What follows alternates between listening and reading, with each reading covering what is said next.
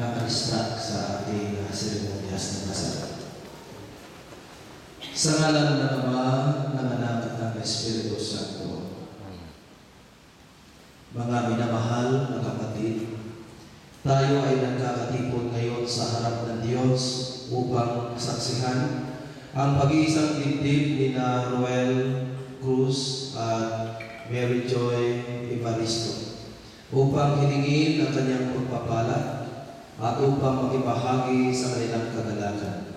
Ito'y pinapahalagahan ng Diyos sa pamamagitan ng pagdalo at paggawa ng unang himala ng Panginoong Hesukristo sa isang kasalan sa Kana sa lupain ng Galilea, at sa pamamagitan ng kanyang Espiritu ay kapiling natin siya ngayon. Ang banal na kasulatan ay nagtuturo sa atin na ang kasal ay isang handog sa atin ng Diyos sa kanyang paggalang at upang magsilbing daan ng kanyang biyaya. Ito ay isang banal na misteryo na kung saan ang lalaki at babae ay nagiging isang laman.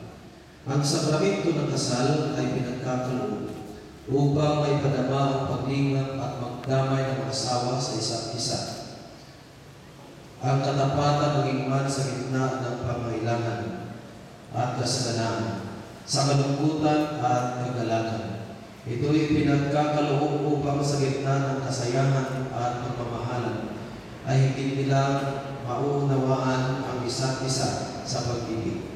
At sa pamamagitan ng kaligayahan ng kanilang pagsasama at mamingkis ng kaisahan ng kanilang mga puso at pagkatao.